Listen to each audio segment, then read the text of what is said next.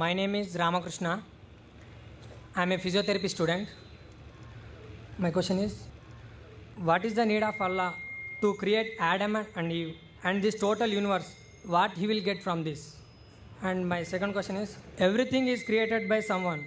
So even God must have been created by someone. What is the meaning of Allah? Brothers asked three questions.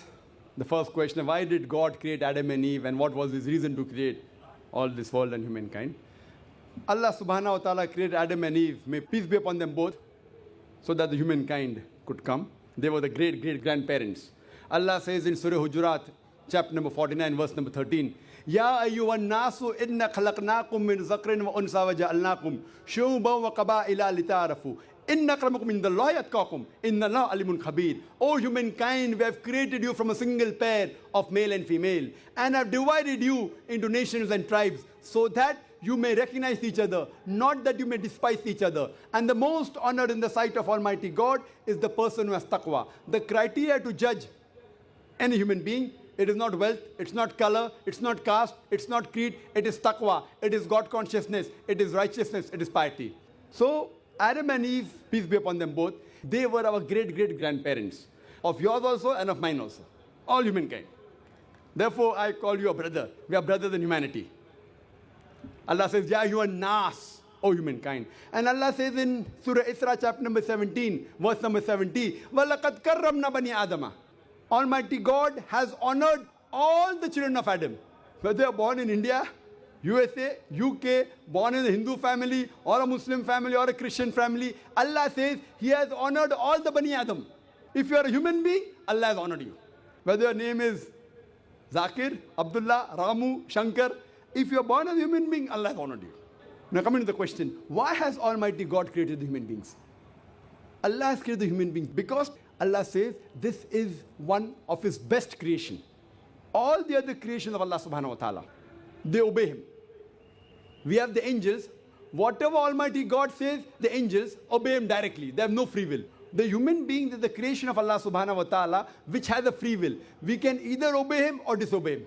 So Allah has created such a creation. We are one of His best creation and the best of forms. But we have a choice of either obeying God or disobeying God. If we obey God, we will go to Jannah, we will go to Swarg, we will go to heaven. If we disobey Him, we will go to hell. We will go to Nark. So this is a test for the hereafter. Allah says in Surah Mulk, chapter number 67, verse number 2, Allazi khalaqal mauta wal hayata. It is Allah who has created death and life to test which of you is good in deeds. So this life is a test for the hereafter. So Allah has created the human beings, and Allah says in Surah Dhariyat, chapter number 51, verse number 56, وَمَا خَلَقْتُ الْجِنَّ وَالْإِنسَ إِلَّا لِيَعْبُدُونَ. That we have created the jinn and the men not but to worship Him. So we supposed to worship, obey the commandment of Allah subhanahu wa ta'ala. So this is the different creation of Allah subhanahu wa ta'ala, which has the free will of even going against Allah subhanahu wa ta'ala or obeying Him. All the other things, the stars, the trees, the mountains, the Quran says they do sajda to Allah subhanahu wa ta'ala, they prostrate to Him, they obey Him. We have a free will. Now when Allah has given a free will, with the free will if we obey Him, we become higher than the angels. With the free will if we disobey Him, we become the partners of the devil. So He's created us for the test for the hereafter. Coming to your second question. Everything has a creator. Who created? God. If anyone says everything has a creator, it is a wrong statement. Every created thing has a creator. The definition of God is He is uncreated. The moment you say who created God, He's not God. The definition of God is He is uncreated. Suppose a person comes and asks you, that brother, my friend John, he was admitted in the hospital. He gave birth to a child. Can you guess, was it a girl or a boy? Can you guess? Try it out. Guess. Can't guess. Why? Can you on the microphone? Can you guess, was it a girl or a boy? Huh? See, brother John, he was admitted in the hospital. He gave birth to a child. Was it a girl or a boy? Can you guess? A 50% chance? Girl or boy? People are laughing. Why? Can you guess? Can't guess. Why? Even if you guess, can you get the answer right? Achha, can you guess? I'll give you two chances. Was it a girl or a boy? Try it out. Girl. Brother, can a man give birth to a child? Ah, there you made a mistake. Same way you made a mistake by asking who created God. A man cannot give birth to a child. So where's the question of it being girl or a boy? See, now you understood. Ah, now that's good, brother. So it was a man cannot give birth to a child. So where's the question of a girl or a boy? So when you're asking who created God, God by definition, Allah by definition is uncreated. The moment you say who created Allah, He's not Allah. Walam yakul lahu kufuwan ahad. There's nothing like Him. Coming to your last part of the question, who is Allah? Who is Allah? The best definition I can give you is quote to you Surah Ikhlas, chapter number 112, verse number 1 to 4. It's mentioned in the Quran, Kul huwallahu ahad. Say He's Allah one and only. Allahu samad. Allah the absolute eternal. Lam yalid walam yulad. He begets not nor is he begotten. Walam yakul lahu kufuwan ahad. There's nothing like Him. This is a four-line definition of Allah subhanahu wa ta'ala. Any human being, any person says so-and-so candidate is God. If that candidate fits in this four-line definition, we Muslims have got no objection in accepting that candidate as God. Four-line definition. This is the litmus test for theology, for the study of God. First is, Qul huwallahu ahad. Say He's Allah one and only. Allahu samad. Allah the absolute eternal. Lam yalid walam yulad. He begets not nor is he begotten. Walam yakul lahu kufuwan ahad. There's nothing like Him. If you go to the Hindu scriptures, the same is mentioned in the Hindu scriptures. Kul huwallahu ahad is mentioned if you read Chandogya Upanishad, chapter number 6, section number 2, verse number 1. Ekkam evidityam. God is only one without a second. Second test. Allahu samad. Allah the absolute eternal. Bhagavad Gita, chapter number 10, verse number 3 says, I am known as the Lord of all the worlds, the unbegotten, the beginningless. Third test. Lam yalid walam yulad. He begets not nor is he begotten. It's mentioned in the Shvetasvatara Upanishad, chapter number 6, verse number 9. Nachasya kasij, janita na chadipa. Of Him there are no lords. He has got no parents. Almighty God has got no father. He has got no mother.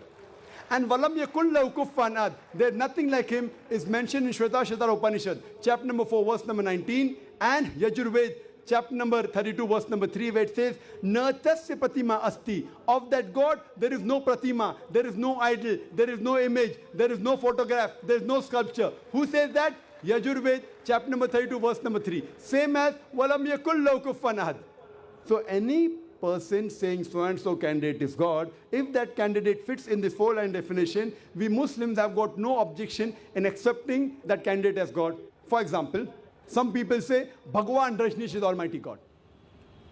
Once during question answer time, a Hindu told me, we don't believe Bhagwan Rajneesh to be God. I never said that the Hindus believe Bhagwan Rajneesh is God. I said some people believe Bhagwan Rajneesh to be God. Let us put this Rajneesh to test. First test is, Kul huwallahu ahad. Say He's Allah one and only. Was Rajneesh one and only? Was he the only man who claimed divinity? There are hundreds of them. And in this country, we have thousands of men who have claimed divinity. He's not the only one.